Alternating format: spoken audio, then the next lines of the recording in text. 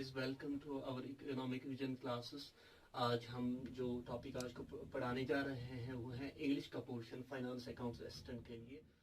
तो बात करते हैं प्रेजेंट टेंस की। प्रेजेंट टेंस क्या दिखाता है? बेसिकली ये शो करता है, शोज की एक्शन जो है वो कब हो रही है, वो प्रेजेंट में हो रही है। यानी प्रेजेंट टेंस दिखाता है कि जो आपका काम है, जो आपके एक्शन है, वो आपके प्रेजेंट में हो रही है।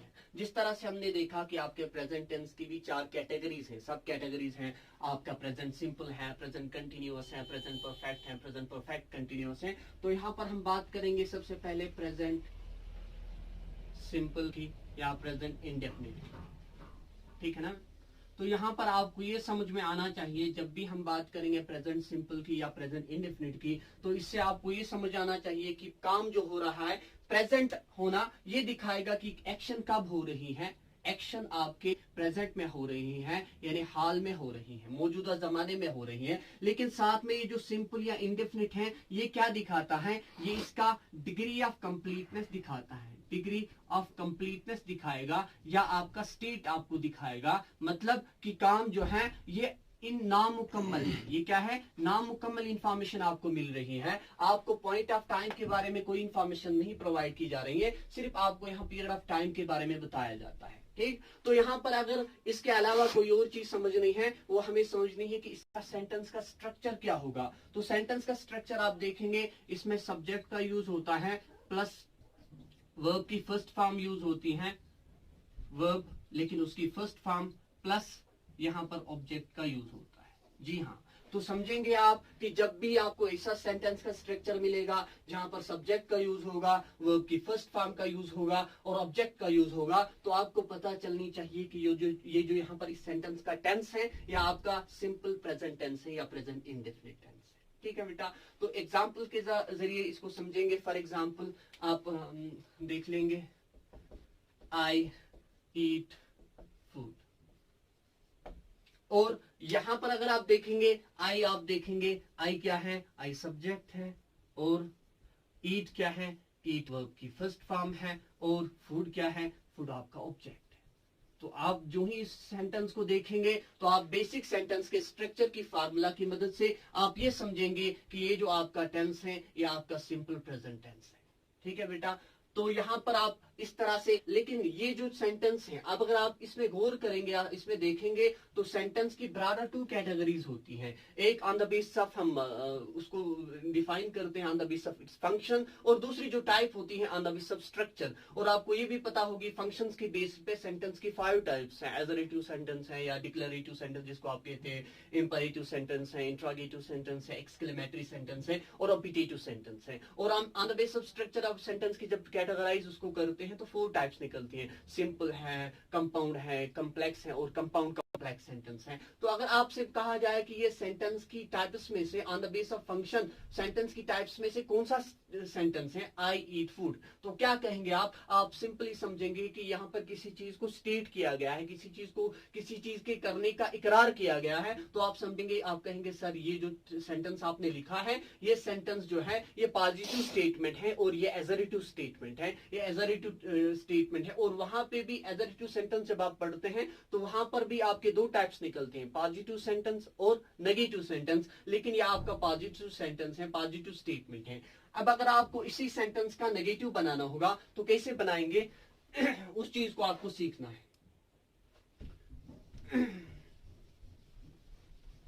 यानी एग्जाम में आपको किसी भी तरह का क्वेश्चन पूछा जा सकता है, इसलिए आपको इसका नेगेटिव भी लाइक मैं आपसे कहूंगा आई ईट फूड, इसका नेगेटिव आप बनाएंगे तो क्या बनाएंगे? सिंपली आप लिखेंगे I do not eat food.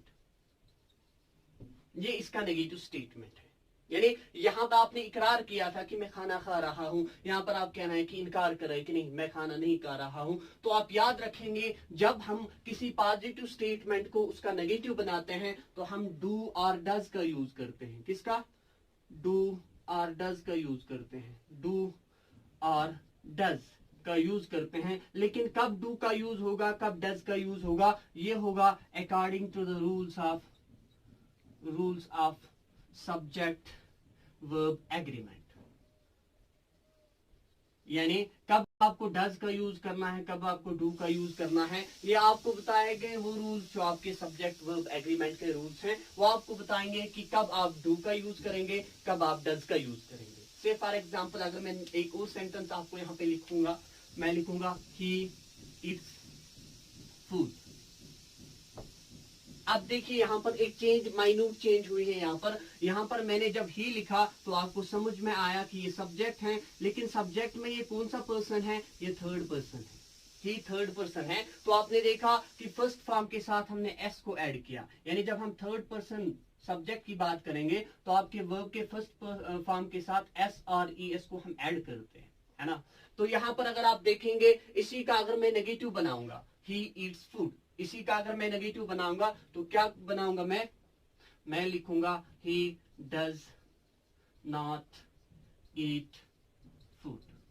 अब यहां पर एक और इंपॉर्टेंट पॉइंट आपको समझना है। देखिए मैंने ही लिखा, सब्जेक्ट है, और डज लाया। क्यों लाया डज, क्योंकि ही जो है थर्ड पर्सन है और थर्ड पर्सन के साथ एग्री डज करेगा according to the rules of subject verb agreement. और नॉट लाया, क्यों लाया नॉट, क्योंकि जब भी हम पॉजिटिव स्टेटमेंट का नेगेटिव बनाते हैं तो नॉट को हम ऐड करते हैं। उसके बाद ईट मैंने लाया, मैंने ईट्स क्यों नहीं लिखा, क्योंकि रूल है कि जब आपने एक वर्ब की फर्स्ट फॉर्म के साथ एस आर ई एस को ऐड किया है तो दूसरी वर्ब की फर्स्ट फॉर्म के साथ आप नहीं कर सकते हैं, ठीक। उसके बाद फूड जो है ये आपका ऑब्जेक्ट है, ठीक है ना। तो इस तरह से आपको याद रखना है एग्जाम में, कि एग्जाम में आपसे इस तरह की क्वेश्चंस भी आ सकते हैं, he does not eat food. यहाँ पर आप याद रखेंगे जब आपने डज लाया तो ईट के साथ आप एस आर ई एस का यूज नहीं करेंगे, वहां पर सिर्फ first form of verb he use होगी, ठीक है ना। तो इसके साथ, इसके अलावा आपको और एक चीज समझनी है, वो क्या है, वो है आपके इसी तरह के सेंटेंस आपको बनाने हैं इंट्रागेटिव। इंट्रागेटिव सेंटेंस भी आपसे कभी पूछे जा सकते हैं। इंट्रागेटिव सेंटेंस में लाइक आपसे पूछा जाएगा इसी का, आई ईट फूड, आप इसका इंट्रागेटिव बनाइए। तो किस तरह बनाएंगे आप बनाएंगे डू आई ईट फूड,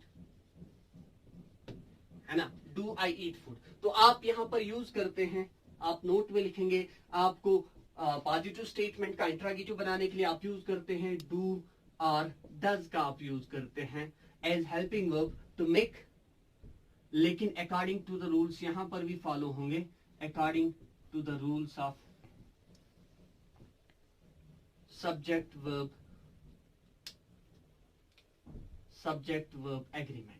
यानी आप डू का यूज कहां करेंगे, डज का यूज कहां करेंगे, ये वहां पे होगा यूज जहां पर आपका ये सब्जेक्ट वर्ब एग्रीमेंट आपको बताएगा कहां पर आपको डू का यूज करना है, कहां पर आपको डज का यूज करना है, ठीक है ना। तो यहां पर मैंने लिखा था ईट्स फूड। अब अगर मुझे इसी को इंट्रागेटिव सेंटेंस बनाना है तो क्या बनाऊंगा, मैं किस तरह से लिखूंगा, शाबाश। तो आप बता सकते हैं इजीली, आपने आंसर भी दिया होगा, है ना, आपको समझ में भी आया होगा, ही ईट्स फूड। तो यहां पर हम लिखेंगे डज he eats food, है ना।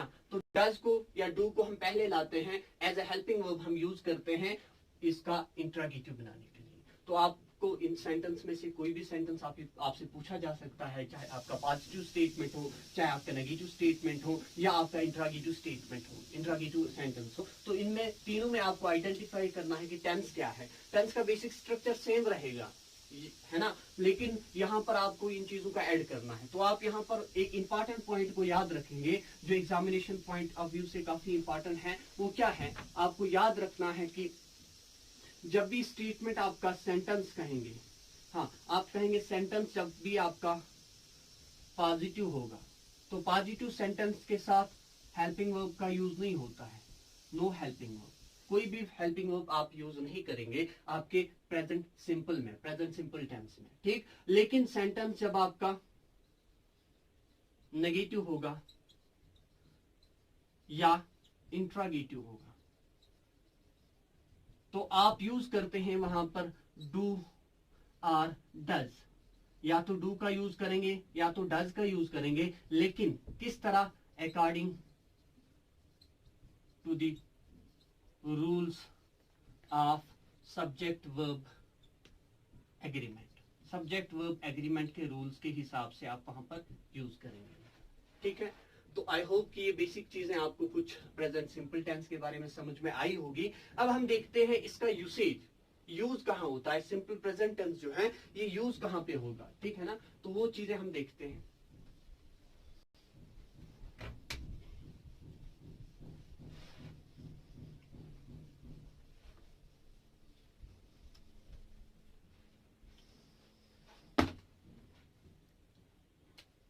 यूसेज हम देखेंगे, यानी यूज कहाँ होता है, सिंपल प्रेजेंट टेंस हम यूज कहाँ पे करते हैं। यूज नंबर 1 आप हमेशा याद रखेंगे, सिंपल प्रेजेंट टेंस यूज होता है to show regular activities. Regular activities को दिखाने के लिए हम इसका यूज करते हैं, यानी रोजमर्रा की जिंदगी में जो हम काम करते हैं, जो हम डेली बेसिस पे काम करते हैं, उन एक्टिविटीज को, उन एक्शंस को दिखाने के लिए हम यूज करते हैं। For example, I read newspaper daily in the morning, है ना। मैं रोजाना न्यूज़पेपर डेली मॉर्निंग में पढ़ता हूं। तो यहाँ पर आपका ये जो है काम है न्यूज़पेपर पढ़ना, ये आपका डेली वर्क है, रेगुलर वर्क है, आप रूटीन में ये करते हैं, अपनी डेली लाइफ में, रोजमर्रा की कामों में आप ये चीज करते हैं। तो इसको दिखाने के लिए हम यूज करते हैं आपके सिंपल प्रेजेंट टेंस का, ठीक। और उसके साथ साथ ये क्या दिखाता है, दूसरी जो चीज ये दिखाता है, ये दिखाता है हैबिचुअल एक्शंस को दिखाने के लिए हम यूज करते हैं, यानी हैबिट्स को दिखाने के लिए, हैबिचुअल एक्शंस को दिखाने के लिए हम आपके सिंपल प्रेजेंट टेंस का यूज करते हैं। फॉर एग्जाम्पल हम लिखेंगे ही स्मोक्स अ लॉट, वो बहुत ज्यादा पीता है, यानी सिगरेट वगैरह तंबाकू बहुत ज्यादा वो स्मोक करता है। तो यहाँ पर स्मोक करना, स्मोकिंग करना ये हैबिट है ना। तो हैबिचुअल एक्शन को दिखाने के लिए भी हम यूज करते हैं आपके सिंपल प्रेजेंट टेंस, ठीक। इसके अलावा भी हम यूज करते हैं सिंपल प्रेजेंट टेंस का, और एक यूज भी है, वो क्या है हम देख लेते हैं। नंबर 3 इसका यूज हम देखते हैं कि हमने देखा कि ये यूज होता है रेगुलर एक्टिविटीज को दिखाने के लिए, हैबिचुअल एक्शंस को दिखाने के लिए, और ये यूज होता है, it's use it to show universal facts. Universal fact को दिखाने के लिए या यूनिवर्सल फैक्ट्स को एक्सप्रेस करने के लिए हम यूज करते हैं आपका simple present tense. For example, sun rises in the east, है ना। सूरज उगता है, कहां से उगता है, ईस्ट से। या water boils at 100 degree Celsius, water boil होता है, यूनिवर्सल फैक्ट है, वाटर कब बॉयल होता है 100 डिग्री सेल्सियस पे। सूरज कहां से उगता है, ईस्ट से। These are the universal facts, इनको दिखाने के लिए हम यूज करते हैं आपकी सिंपल प्रेजेंट टेंस को, ठीक। नंबर 4 हम देखते हैं इसका यूज कहाँ है, हम कहां पर आपके सिंपल प्रेजेंट टेंस का यूज करते हैं। वो यूज हम करते हैं, it's use it to express proverbs. Proverbs को एक्सप्रेस करने के लिए, प्रोवर्ब्स आप उर्दू में कहेंगे इनको ज़रबुल अमसाल कहते हैं, ज़रबुल अमसाल।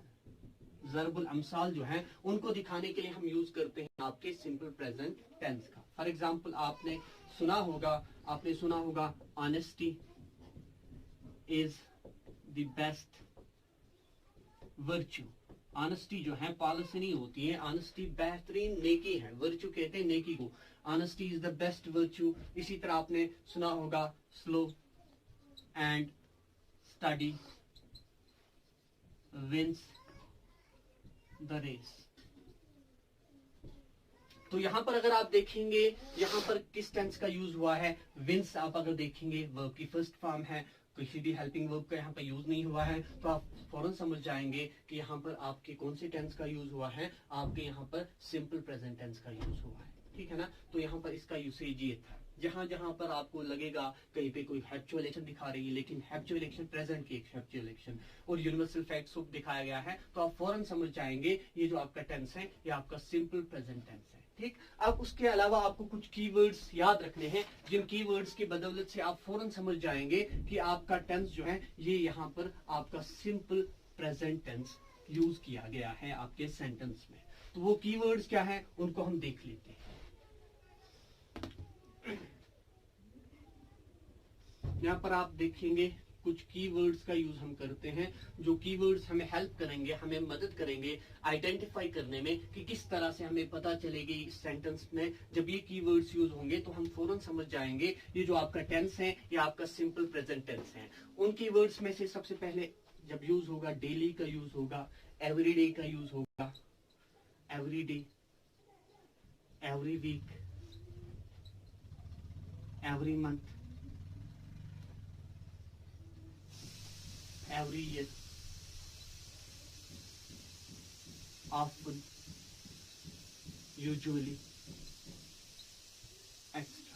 इस तरह के वर्ड्स का अगर यूज होगा, डेली का यूज होगा, एवरीडे का यूज होगा, एवरी वीक का यूज होगा, एवरी मंथ का यूज होगा, एवरी ईयर का यूज होगा, ऑफन का यूज होगा, यूजुअली का, इस तरह के वर्ड्स का जो यूज होगा तो आप फौरन समझ जाएंगे कि ये जो टेंस आपके सेंटेंस में यूज हुआ है ये आपका सिंपल प्रेजेंट टेंस है।